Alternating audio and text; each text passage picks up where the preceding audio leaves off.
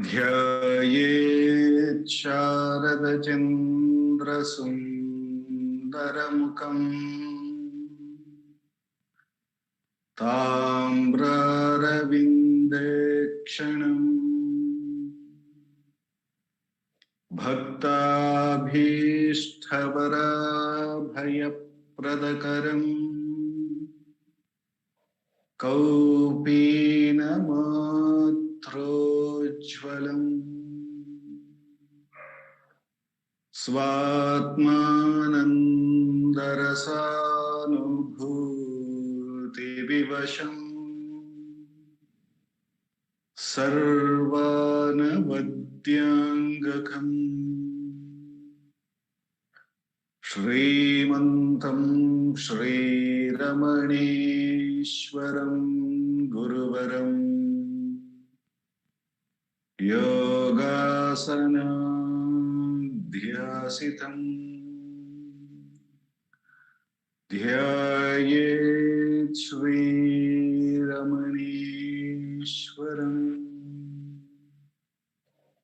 ध्यायेत् श्रीरमणेश्वरं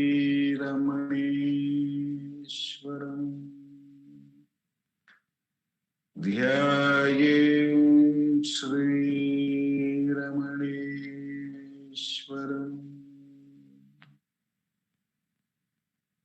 हृदयकुहरमध्ये केवलं ब्रह्ममात्रम् यहमहमिति साक्षातात्मरूपेण भाति हृदि विषमनसा स्वं चिन्वतामज्जतव पवनचलनरोधा आत्मनिष्ठो भवत्वम्।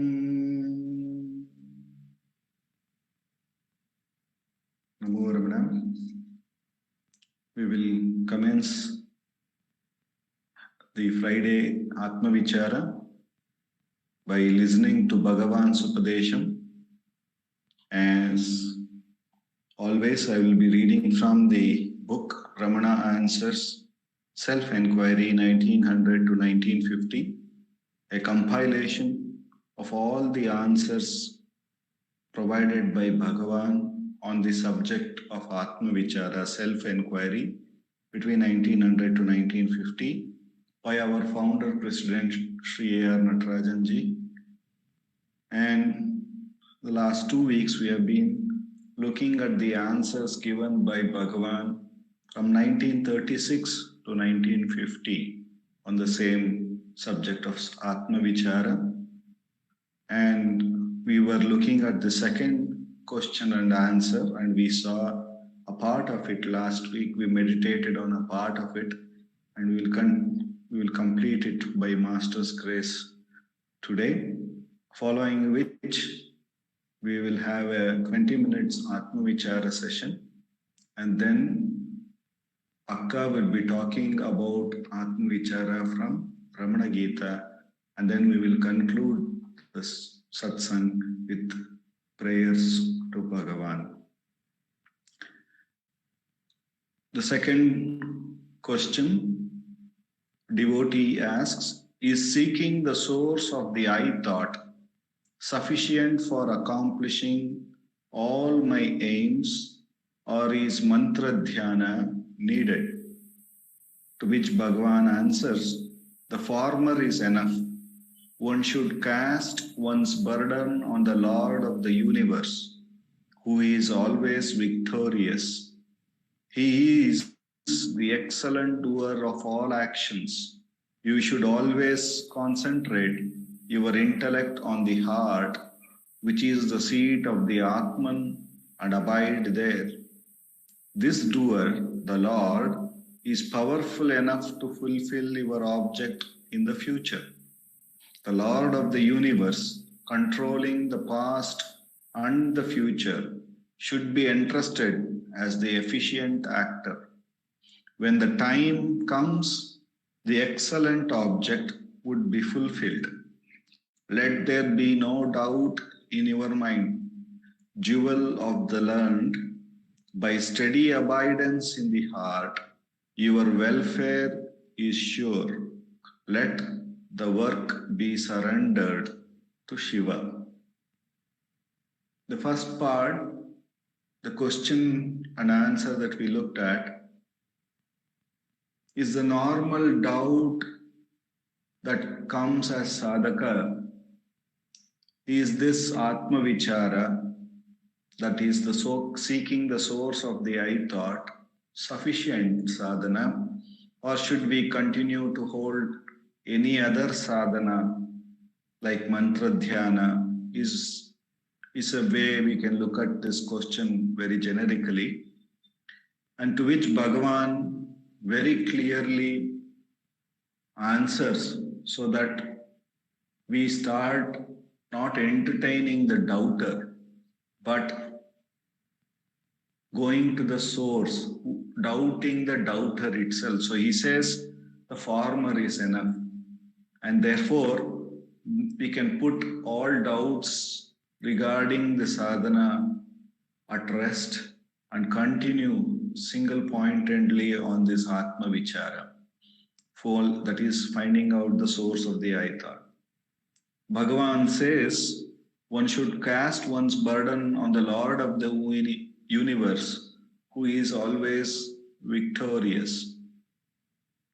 As we see, the self is the one thing which doesn't change. No matter what all objects and aims in the universe keep changing from time to time. Maybe in our ancestor period, just having a nice day, a life which was more constrained to few villages, because even traveling was such a big challenge at that time, then the aims were also very limited. And now that we have reached a state where we can travel, we can communicate to any part of the world, now our aims might have changed, but none of these circumstances have changed the self. The self is ever supportive of all of that change, and therefore it is the victorious one. It is the one which supports everything. And therefore, Bhagavan is saying we should cast one's burden on that self, the Lord of the universe, because it will always remain victorious. And he is the excellent doer of all actions. We saw that last week, the Swami Shantananda Puri saying that the Gnani would be like a dried leaf who would completely surrender himself to the Ishvara, and he may be taken by the air, by the wind, and placed on an open field so as to give a shade for an animal or a small insect which may be crawling in that open field. So we recognize that this body and mind, we should let it be surrendered to the Lord, the Self, and do the excellent actions that He may deem fit through these entities. And we should simply concentrate only on the heart, which is the seat of that Lord, that Atman, and remain there. And the Lord is powerful enough to fulfill all the objects in the future. To this, I can only think of, the question is, should I be a water? Should I be an ice? Should I be a water vapor? If that is the question that comes to a drop of water, what we can say is just remain as you are, and the Lord knows how best is your state good for His objective. If at all, if we said that He has an objective, only the objective would be to take everybody to that state of the self. And therefore, He would use this appropriately. Therefore, I need not have to worry, should I evaporate and become a water vapor, or should I freeze and become an ice? If I can remain simply as my state, and Bhagwan, the universe, the self, the Lord of the universe, knows what is the right, appropriate thing, the past and the future, and therefore he should be entrusted. As Swami Shantanandapuri said, just remain, be still, remain in the heart, and let this body and mind be used however it may have to be used. And this alone, again, is something that we only have to be concerned in the waking state.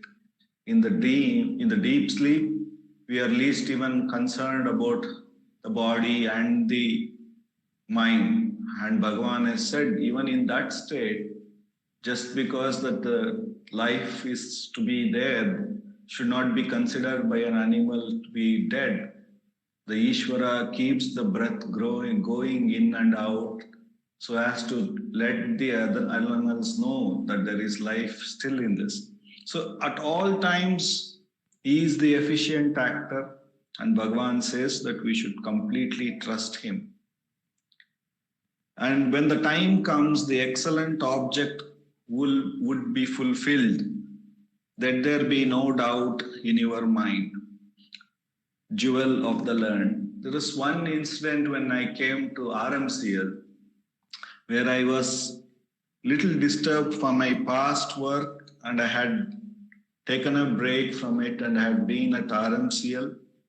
And this question kept coming to me, in the normal, as a sadhaka, or at the beginning, even now it may come, that why some people go through so much of trouble and why some people get away with all the things that they do. And then Akka gave me a beautiful anecdote which I still always remember. She said that, say Dilip, if you are the boss and you scold somebody, and the person who has received the scolding may not be able to reciprocate it at that point in time because you are the boss and he is just a subordinate. But undeservingly, he might have got whatever he got. But for you to understand the pain that he has got it, how can the Supreme Lord reciprocate it at that very moment? Because you need to be a subordinate to somebody, and that new boss of yours have to put it in the same perspective for you to understand the gravity of the pain that the other person experienced. And at this point in time, that is not possible because only you two are there. You are the boss and he's on the receiving side. So you have to be on the receiving side, and there has to be somebody else on top of you for you to understand this. Then it gave a very clear picture, which Bhagavan is saying here. The time will come when the excellent object will be fulfilled. This is not only related to something, a part of the karma coming back. Anything, the good, the bad, whatever we experience, everything will be fulfilled only when the time is appropriate. It is only the Supreme Lord is the best teacher who can make the same event be insightful to many people who are party to that event in their own ways, which it is impossible for us to do that.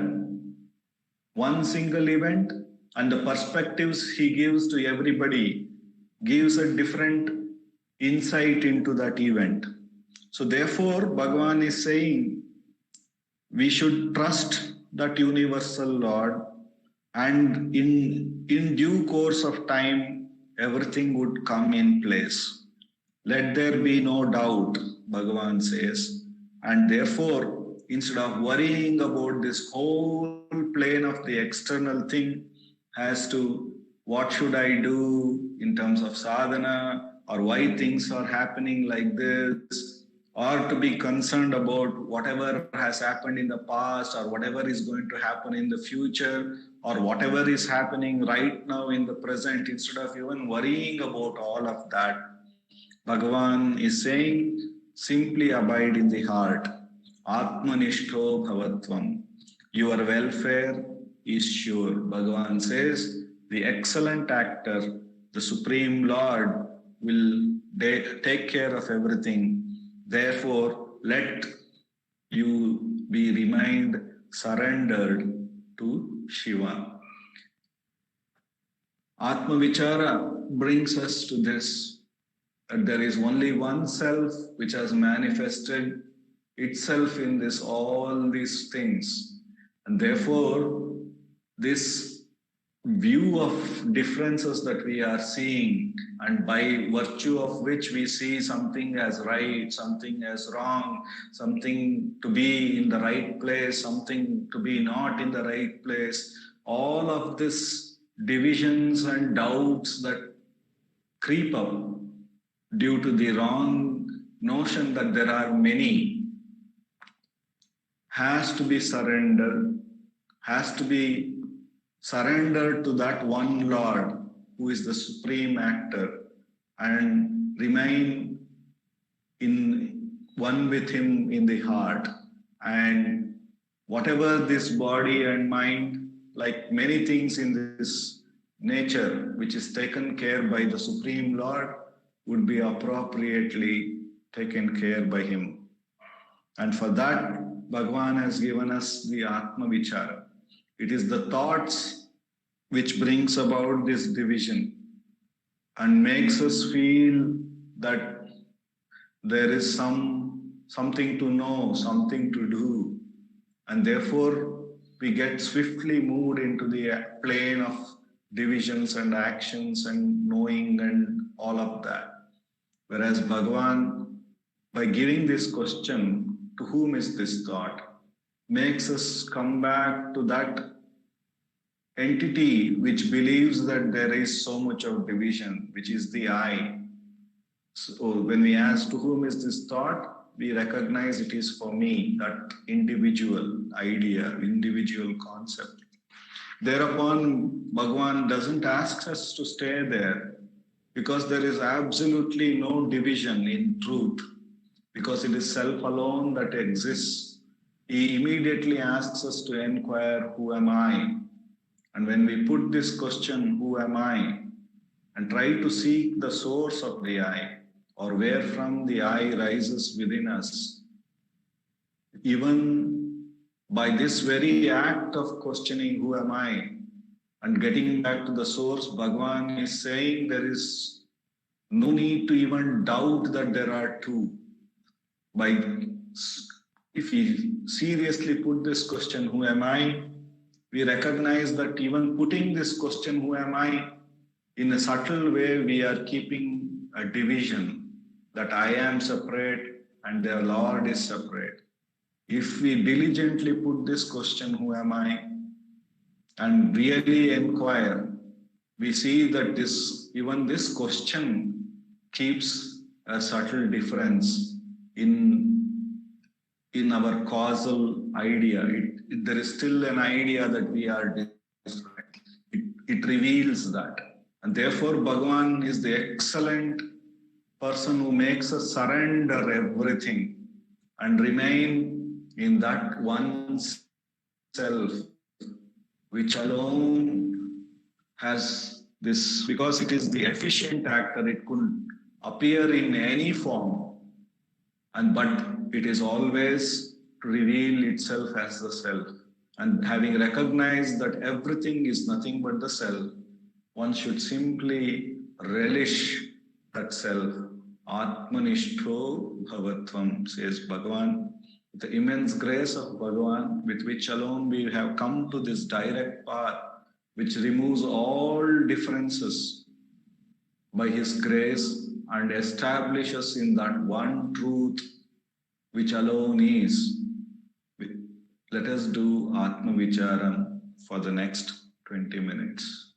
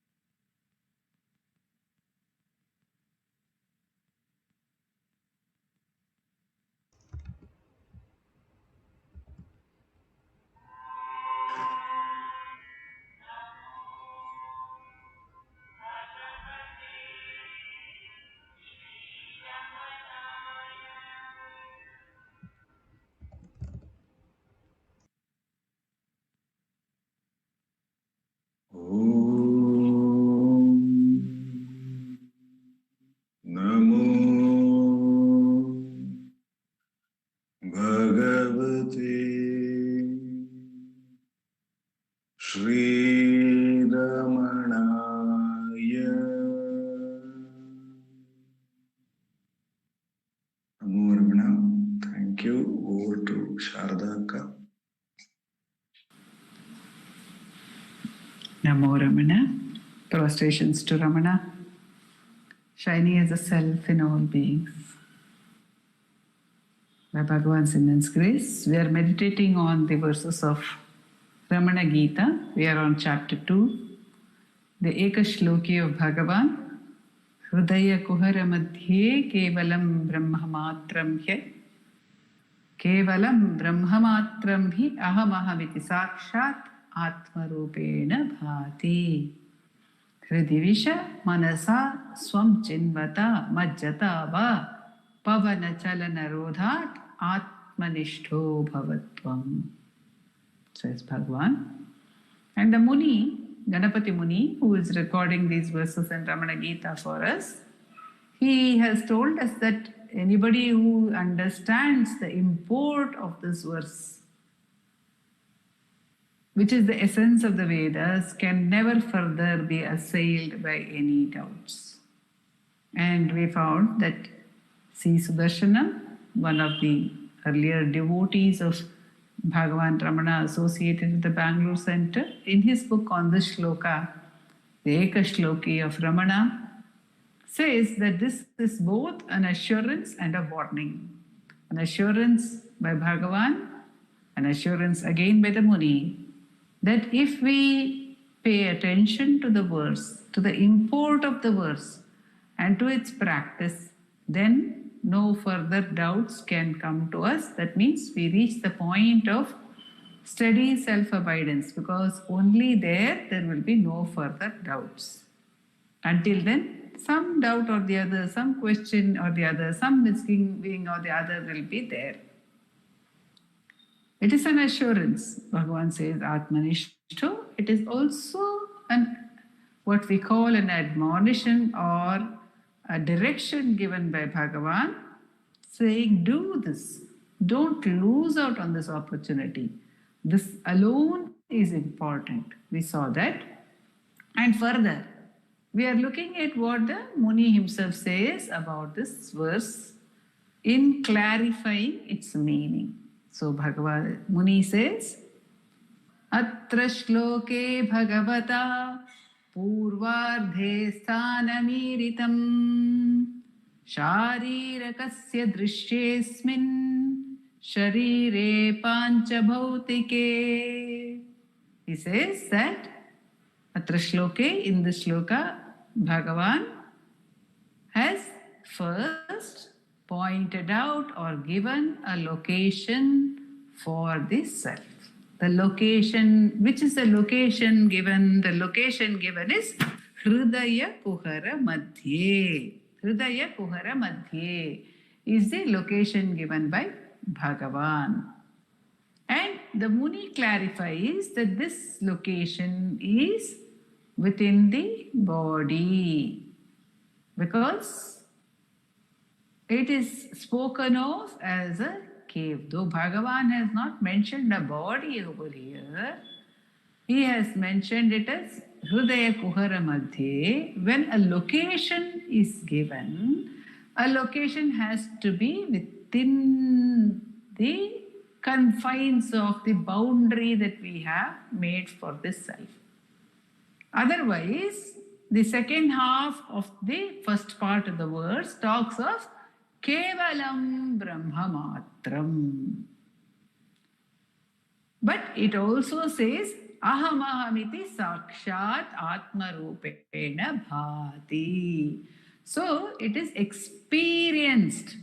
Bhagavan is not only talking about the pure non-dual self, but he is talking about the experience of it as well in this verse, which is otherwise defined in the Shastras as the Akhandakara Vritti, the experience of being limitless, of infinity. So Bhagavan calls it the Aham Spurana, that experience of the self. He calls it the Aham Spurana.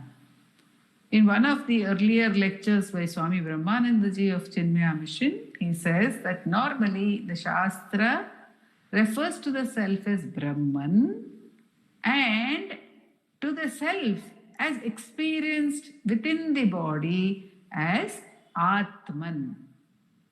So, here Bhagavan uses both the terms. That's why Muni says that Bhagavan has given the space within the body. This is what Brahmaji has spoken of. So he says it is defined as Brahman, Kevalam Brahma Matram, Hyaham Ahamiti Sakshat Atma Rupena Bhati. So Muni says that Bhagavan has confirmed the experience within this body, which is the experience of Jivan Mukti. When Bhagavan confirms that experience within the body, he is affirming the possibility of Jivan Mukti. That is, the possibility of being liberated while in the body. And this is what is being taught to us over here. This is what is being given to us over here. This is the blessing which Bhagavan is bringing to us. It is not somewhere, sometime. It is here and now. Vindati iha, jivastu deivikaha. While being alive, one becomes divine. While being in the body, one becomes united with the divinity. Therefore, because of these terms which are used, Muni points out to us, Purvarde Sthanamiritam. Bhagavan is giving a location, and that location, Sharire Panchabhautike, Sharirakasya Drishyesmin Sharire. That body which is seen, which is visible, which is made up of 5 elements, within the presence of this body, Bhagavan has given the location. Sadhu Swami, in his song on Dhyanam, he says, Yengu mulla kadavulai idaya guhayil kanalam ingu kanda pirahudan irpadellam avanmayam. He says that the self or God, he refers to the self over there by the term God, he says is all-pervading, Kevalam Brahma Matram. But where can you see, where can you experience this all-pervading self? Idaya guhayil kanalam. You can see, you can perceive, you can behold, you can experience this all-pervading truth in the cave of the heart. Not only that, Inga kanda piragudan, only once you have experienced it within the heart, then you can become aware of the true, all-pervading nature of the self. Therefore, Bhagavan tells us, inward is the path. Inward is the path. We have to go inward, within what we see as the body. Now, there are many experiences of body. There is the subtle experience of the body in the dream, and there are some people who have visions of their body being very expansive. We can actually, by our imagination, expand ourselves to the entire universe. The Bhagavad Gita talks also of that experience of being the whole universe, the body expanding to the whole universe.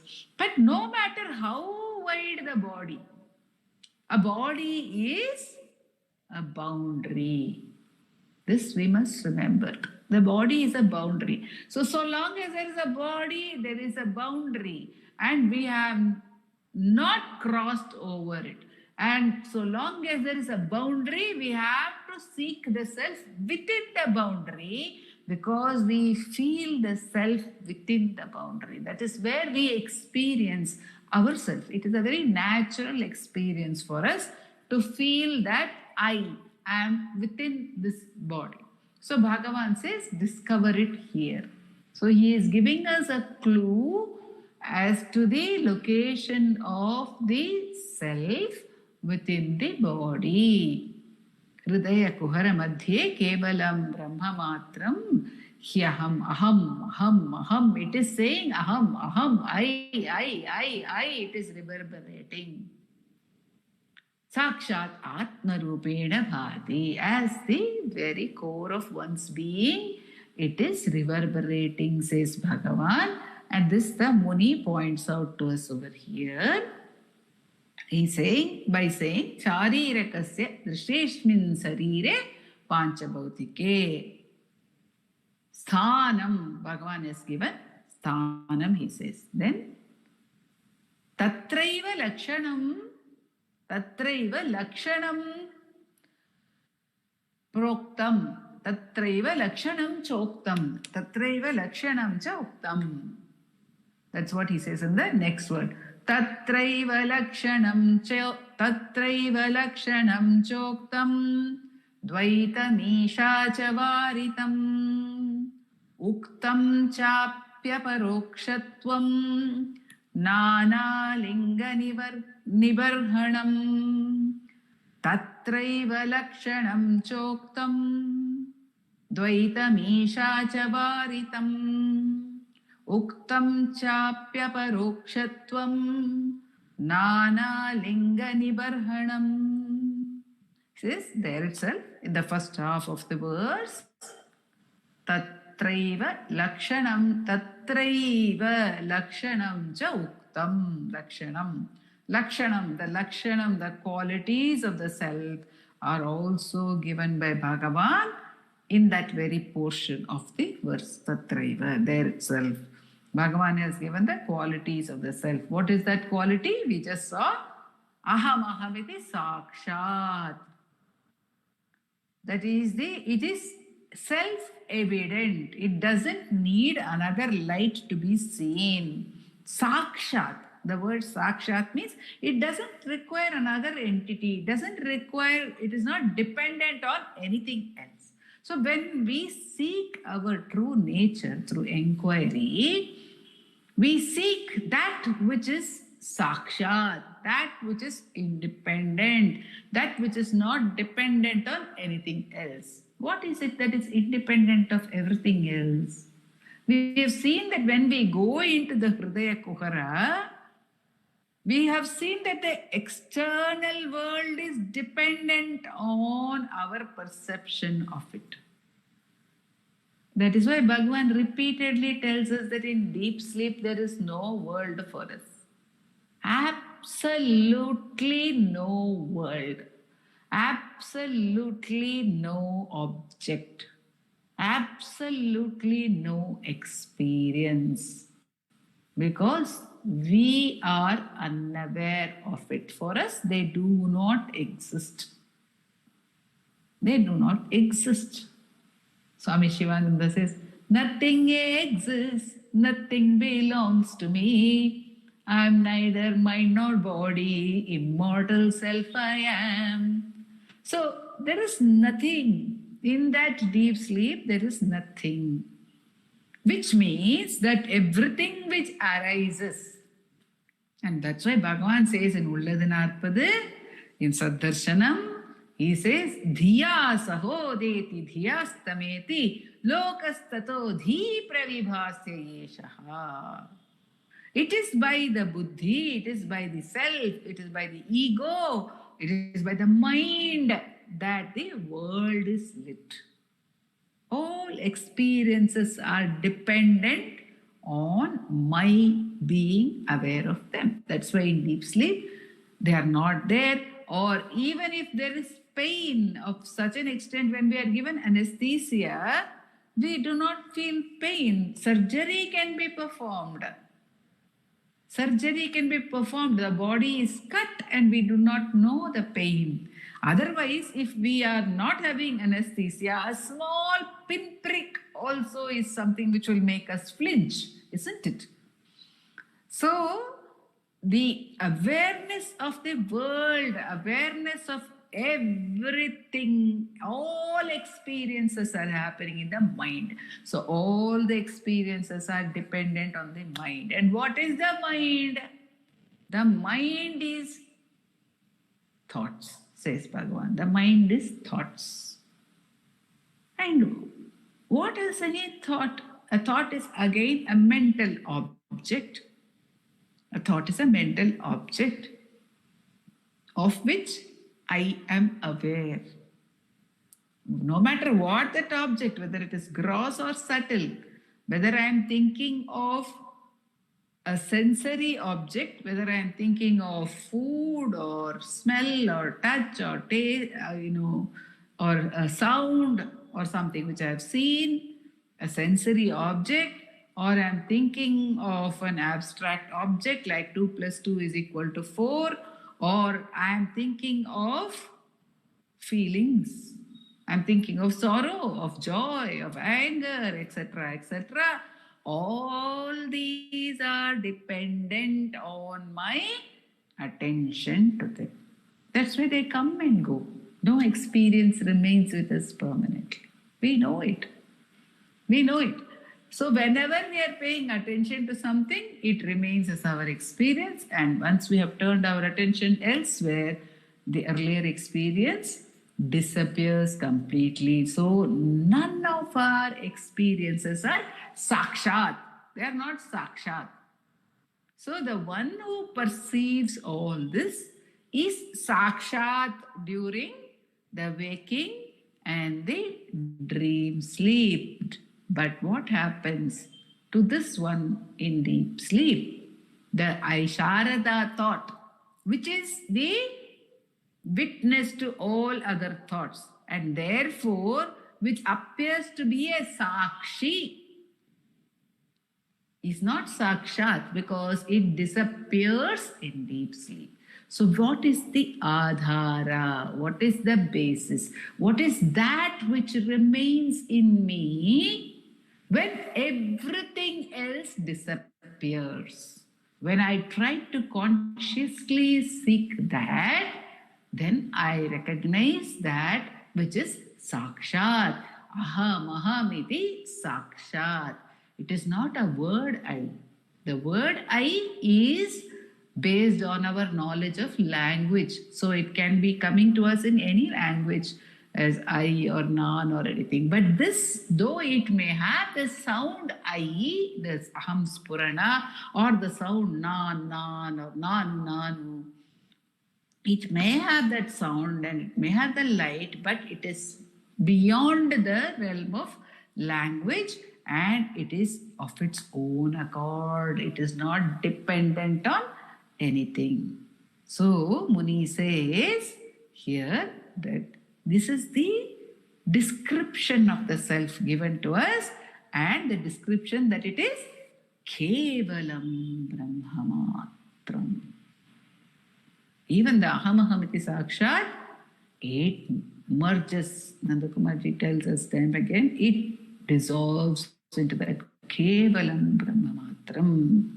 So in that Kevalam Brahmamatram, Muni says, Dvaitam Isha Varitam. He says, in this verse, Bhagavan has talked about the non-differentiation of Ishvara from the self. Though Bhagavan has not used the word Ishvara. But here again, Nandakumarji often says that it is this Aham Spurana is the Ishvara. And that Spurana is Kevalam Brahmamatram. It actually deserves, it is not apart from that, only the self. Kevalam. There is nothing apart from it. So there is no different Ishvara apart from it is also indicated in this verse. Says Muni, and each of these is a pointer for our sadhana. Each of these, which he has pointed out, is a support for our sadhana. Let us go into it in detail by Bhagavan's grace in the forthcoming classes. Om Namo Bhagavate Shri Ramanaya. Aparasat चित्सुखवादिनाशे यस्योऽग्निमात्रं भुवनं समस्तं गुहाहितं तं रमणं गभीरम् चिन्ताविहीनं हृदि चिन्तयामि चिन्ताविहीनं हृदि चिन्तयामि